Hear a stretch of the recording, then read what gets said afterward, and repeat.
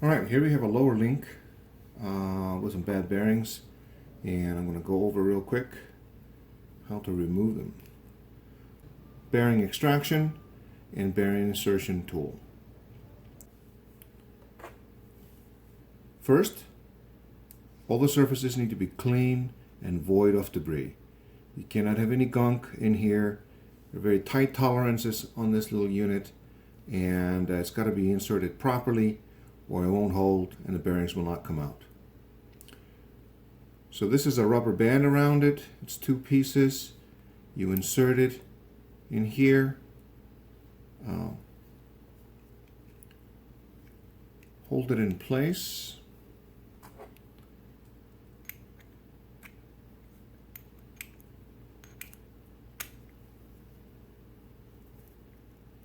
And then you work the rod in from the other side. It will expand the unit into the bearing and hold it from the back side. And tap the bearing out.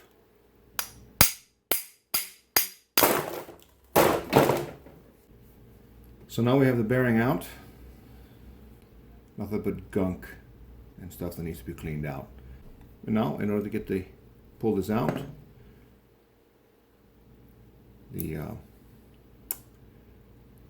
this doohickey thing will come out just like that, and now you have the bearing, and you can see it's in fairly sad shape. A little crunchy when you move it. Not too bad though. Alright, let's do the other one. Take the tool, insert it, hold it,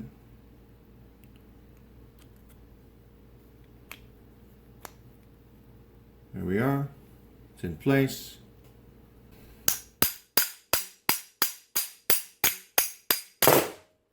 Bingo. Now if you have a vise or a 2x4 workbench or something like that, make this a heck of a lot easier. And again, pull the rod out. There we are. Another bearing. Another successful extraction. Now, I recommend cleaning this out completely. Every last bit of this nasty grease needs to come out. Replaced with fresh grease. Have it all cleaned out. Look good enough. Maybe get a Q-tip. Make that perfect, but that's good enough. Now these bearings are not completely gone. There's very little play in them, if any at all, and the crunchiness is fairly low. I've had much worse. These are salvageable. So, if you want to salvage these, you gotta clean them really well. All this gunk, all that gunk right there, it's gotta come out.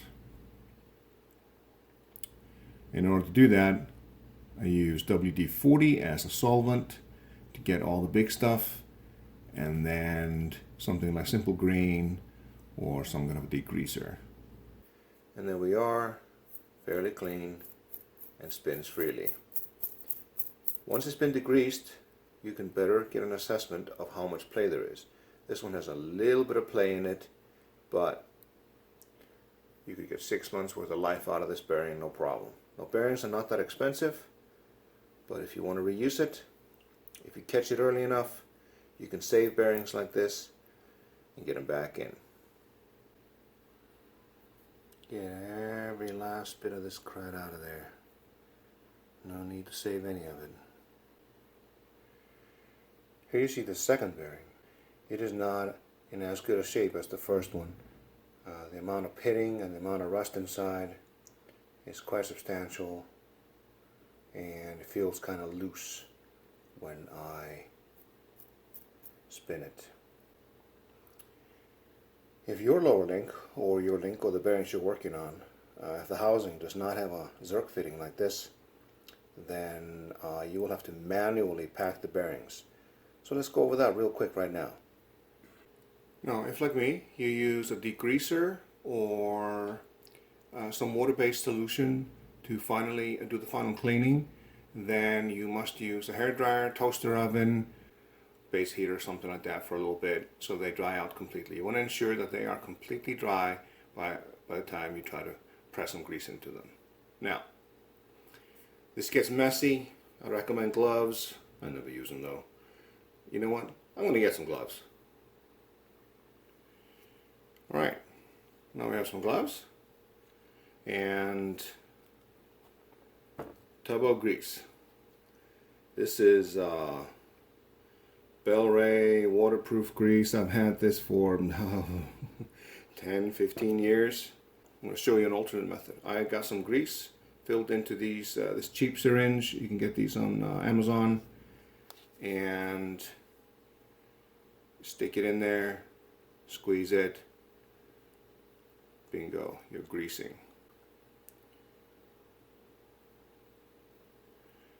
This is time consuming, but this is one of my favorite ways of packing bearings. An alternate way, if you don't have one of these, is you just grab some grease, pack it on here, and you just gently fill the top.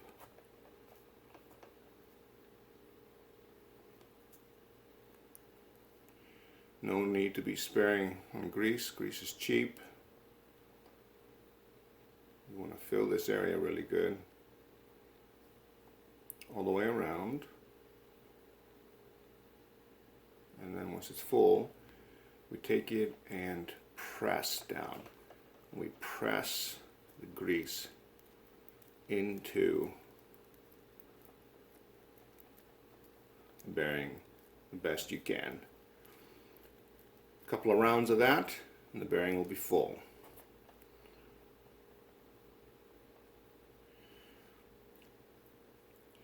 And that's what you're after. You're after, in these bearings, you don't need any void, you don't need empty spaces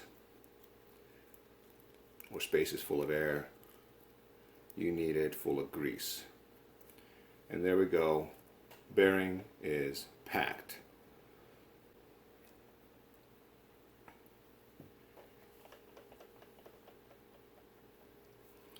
Now this is an upper link from a Santa Cruz Bronson, and it doesn't have any Zerk fittings.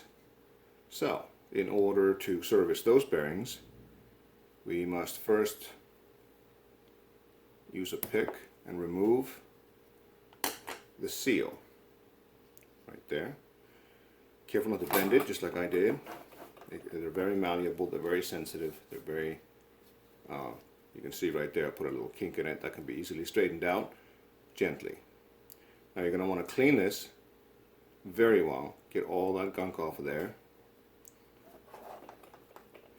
and then here's the bearing. As you can see, this bearing not in bad shape, but the oil is definitely not in great shape, the grease.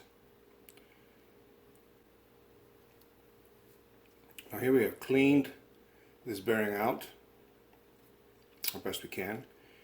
I forgot to mention that if you're doing one bearing, you should do them all, and at the same time, each step at the same time to all the bearings. I'm not doing that right here, I'm just doing this for demonstration purposes right now, but if you spray WD-40 or simple green or some dissolvent in here, that is likely to affect the other side. So don't rebuild one side and then go do the other, because you'll ruin your rebuild.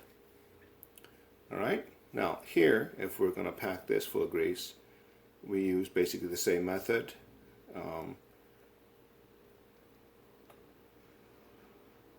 Light grease on top,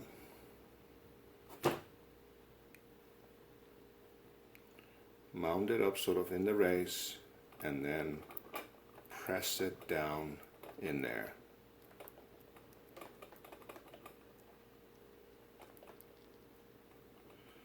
And do that a couple of times, exactly the same as the other one.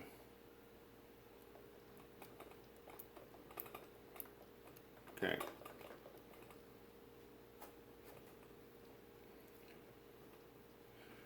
very messy. Now, once you have it like this, then I recommend mostly filling the side. You take the seal, put it on top, and press it in. And that basically ensures the maximum amount of grease is in the bearing. Just like that. In order to put the bearings back, it's quite simple. These bearings are two-sided. They have sort of a way for the grease to escape on this side and open on that, and this goes to the inside. So we take the tool,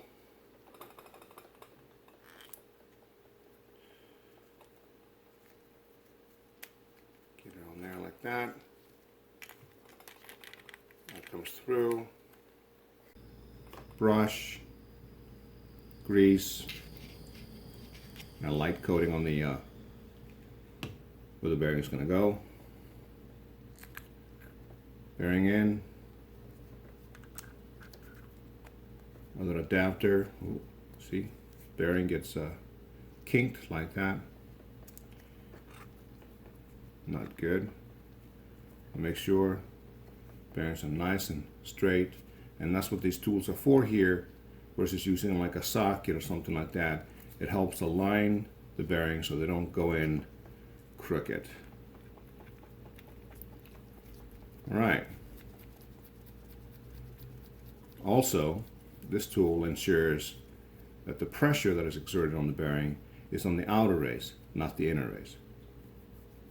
And it's very important that you don't press on the inner race, because then you're pressing on the balls and then pressing on the actual race surface inside the bearing, and you may harm it. But for the most part, when we're putting these together, we're not going to be pressing that hard. Now, 2 wrenches, tighten this up, bearings squeeze in, and voila, you're done. If you just want to re-grease the bearings and not take them apart and clean them and all that, then I recommend just taking the axle, putting it in once this unit is out of the bike. If you do this in the bike, it'll just be an enormous mess and you won't be able to clean it up. Get a grease gun. This came with my Santa Cruz.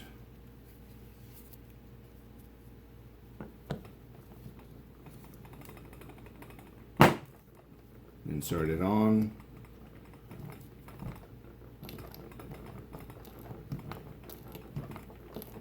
Several pumps. Now, as I pump, the fresh grease starts coming out right there.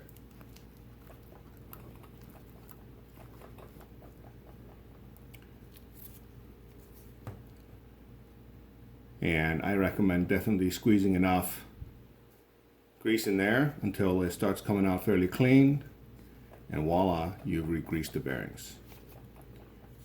And then